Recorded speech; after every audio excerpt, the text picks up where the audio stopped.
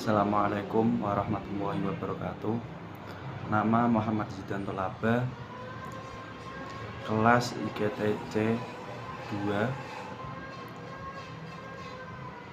nomor NIM 2030110087.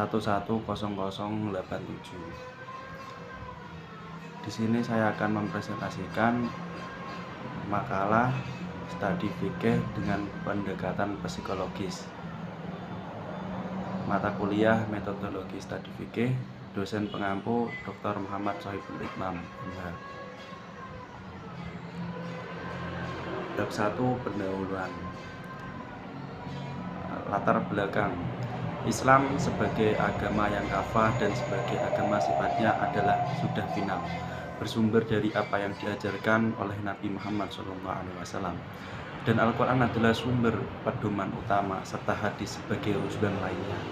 Kemudian sejak Rasulullah wafat, segala perkara keagamaan dan sosial mengacu kepada kebijakan Khalifah 4 Khulafaur Rasyidin yang telah diberi wewenang penuh oleh Rasulullah.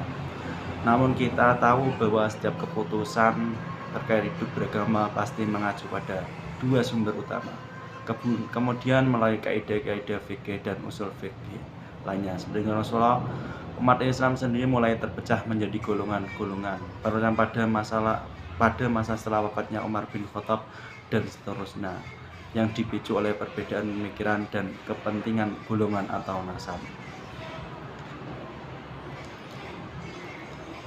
Berbagai permasalahan di atas sebenarnya sangat bisa didimensikan dengan mempelajari Islam dari sudut pandang yang bermacam-macam.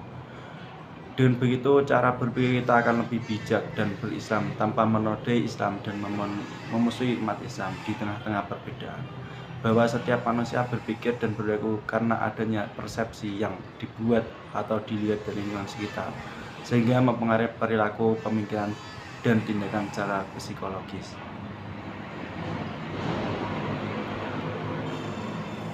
Rumusan masalah B. Berdasarkan latar belakang di atas, disusunlah rumusan masalah sebagai berikut. Nomor 1, pertama, apakah yang dimaksud pendekatan studi Islam? 2, bagaimana sejarah perkembangan pendekatan psikologis dalam studi Islam?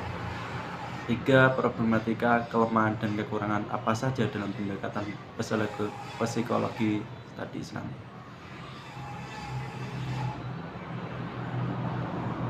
Berdasarkan rumusan masalah, maka tujuan penulis makalah ini saya bertujuan pertama untuk mengetahui pendekatan psikologi studi Islam, 2, untuk mengetahui sejarah perkembangan pendekatan psikologi dalam studi Islam, 3, untuk mengetahui problematika, kelemahan dan kekurangan pendekatan psikologi studi Islam. Pembahasan pertama, pendekatan psikologi studi Islam. Pendekatan psikologi terdiri dari dua suku kata, yaitu pendekatan dan psikologi. Pendekatan adalah cara pandang atau paradigma yang terdapat dalam satu bidang ilmu. Pengertian pendekatan adalah proses perbuatan, cara mendekati usaha dalam rangka aktivitas penelitian untuk mengadakan hubungan dengan orang yang diteliti. Metode untuk mencapai pengertian masalah penelitian dalam bahasa yang disebut approach, dalam bahasa Arab disebut madkhal. Psikologi adalah ilmu pengetahuan tentang tingkah laku dan kehidupan psikis, jiwani, manusia dengan lingkungannya. Psikologi secara etimologi terdiri dua kata, yaitu psi dan logos, yang memiliki arti ilmu tentang jiwa. Sebagai kajian ilmiah, psikologi jelas mempunyai sifat teoretik, empirik, dan sistematik. Adapun secara umum, psikologi mempelajari gejala-gejala manusia berkaitan dengan pikiran, kognisi, perasaan, emosion, dan kehendak kognisi. Dengan demikian, ketiga gejala pokok tersebut dapat diamati melalui sikap perilaku manusia. Banyak para ahli mendefinisikan pengetahuan tentang psikologi, namun penulisannya mengemukakan tiga pakar saja untuk mewakili pemikiran para ahli sebagai yang dikutip oleh Abdurrahman Sholeh dan Muhib Abdul Wahab, yaitu menurut Plato, Aristoteles, dan Morgan Menurut Plato dan Aristoteles, psikologi adalah ilmu pengetahuan yang mempelajari tentang hakikat jiwa serta proses sampai akhir. Sedangkan menurut Morgan King bahwa psikologi adalah ilmu yang mempelajari tingkah laku manusia dan hewan.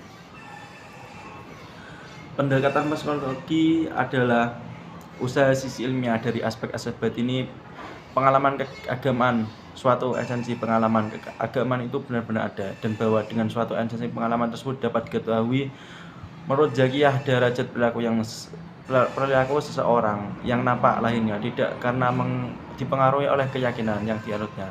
Dalam ajaran agama banyak kita jumpai istilah yang menggambarkan sikap batin seseorang, misalnya sikap beriman dan takwa, terbuat jujur, zikir untuk menenangkan jiwa. Jadi pendekatan psikologi dalam studi Islam yaitu usaha untuk memperoleh sisi ilmiah dari aspek-aspek batin pengalaman keagamaan, karena dalam ajaran agama sering kita menemukan istilah-istilah yang menggambarkan sikap batin seseorang. Dengan ilmu jiwa ini, selain kita mengetahui tingkah keagamaan yang dihayati dan diamalkan, seorang juga dapat digunakan sebagai alat untuk memasukkan agama ke dalam jiwa seseorang sesuai dengan tingkatan usia seseorang. B. Sejarah perkembangan pendekatan psikologi dalam studi Islam. Sejarah psikologi Islam berawal dari sejarah manusia itu sendiri. Hanya pada masa itu belum dinamai psikologi, walaupun pada prakteknya telah nampak nilai-nilai psikologi. Psikologi saat itu hanya masuk dalam piranti etika dan filsafat. Pertumpahan darah yang pertama dalam sejarah kehidupan manusia karena dorongan nafsu, godok, amarah, dan kecemburuan yang berlebihan dari gejolak jiwa tak terkendali adalah realita tak terbantahkan dari perilaku psikologis umat manusia yang dapat dipahami dari cerita Qabil dan Habil. Kisah ini menjelaskan tentang motivasi psikologis yang menyimpang atau cemburu yang berlebihan dan pengaruhnya terhadap perilaku manusia. Perkembangan psikologi dunia Islam terjadi pada pertengahan abad 9 Masehi. Para sarjana Islam melakukan kajian-kajian tentang psikologi yang diilhami oleh ide-ide Al-Quran. Tokoh-tokoh seperti Al-Kindi, Al-Farabi, Ibnu Sina, Ibnu Maskawi, Ar-Razi, kelompok Iman Al-Sofa, Ibnu Tufail, Ibnu Majah, dan Ibnu Rushd yang mengusung aliran psikologi. Dengan pendekatan falsafi, sederetan tokoh-tokoh tersebut sebenarnya lebih populer sebagai seorang filosof daripada seorang psikolog.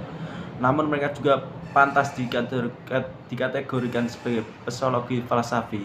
Hal ini didasarkan atas pemikiran bahwa masa itu belum ada pemisahan antara disiplin ilmu, di samping bahwa konsep-konsep mereka banyak berkaitan dengan diskursus psikologi, seperti konsep tentang jiwa, an-nafs atau al-ruh.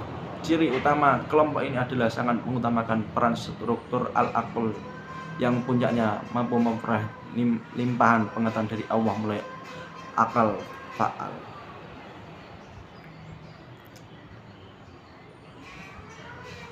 Menurut Abdul Hamid Al-Hashimi, seorang profesor psikologi dari Raja Abdul Aziz, sebagaimana dikutip oleh Dr. Ma'mun Mukmin, menyatakan orang pertama yang menamai cabang ilmu yang mengkaji jiwa dan behavior atau perilaku manusia adalah Al-Ghazali. Dalam kitabnya yang sangat fenomenal Ihya Ulumuddin banyak membahas tentang jiwa dan perilaku kemanusiaan, membagi struktur kerohanian manusia dalam 4 dimensi, yaitu hati, roh, akal, dan nafsu.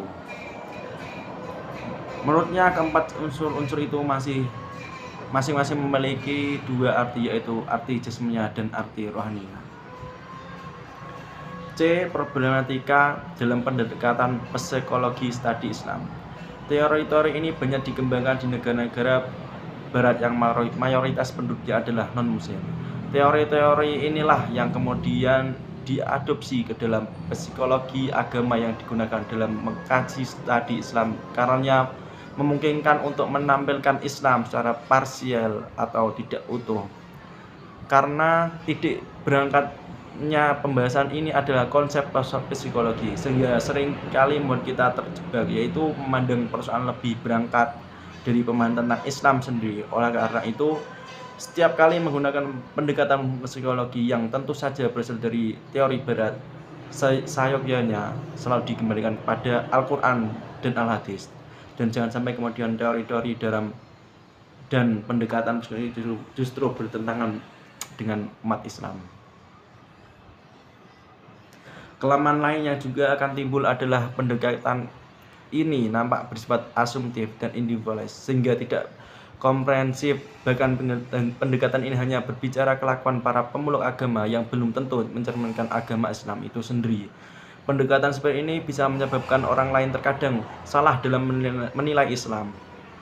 Misalnya seringkali orang muslim melanggar aturan lalu lintas atau aturan lain yang dilakukan secara sengaja dan berulang-ulang.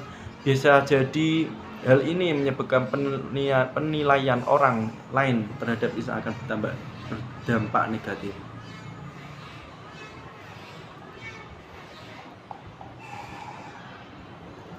Memang setiap pendekatan punya manfaat dan problematika, termasuk dengan pendekatan psikologi agama. Melalui pendekatan psikologi ini kita dapat memberikan penjelasan secara ilmiah terhadap berbagai problem persoalan keagamaan seseorang yang meliputi sikap dan tingkah laku lahir, sikap dan tindakan serta cara bereaksi, serta sikap tingkah laku batin, cara berpikir, merasa atau sikap emosi. Psikologi agama juga dapat digunakan sebagai alat untuk memasukkan dan menanamkan ajaran agama Islam ke dalam jiwa seorang sesuai dengan tingkatan usianya. Dengan pengetahuan ini, maka dapat disusun langkah-langkah baru yang lebih efisien dan menanamkan ajaran agama Islam, baik untuk masa sekarang maupun di masa yang akan datang. Itulah sebabnya pendekatan psikologi agama ini banyak digunakan sebagai alat untuk menjelaskan sikap keberagaman seseorang. Dengan demikian, seorang akan memiliki tingkat kepuasan tersendiri dalam agamanya karena seluruh persoalan hidupnya mendapat bimbingan agama. Terima kasih presentasi dari saya. Wassalamualaikum warahmatullahi wabarakatuh.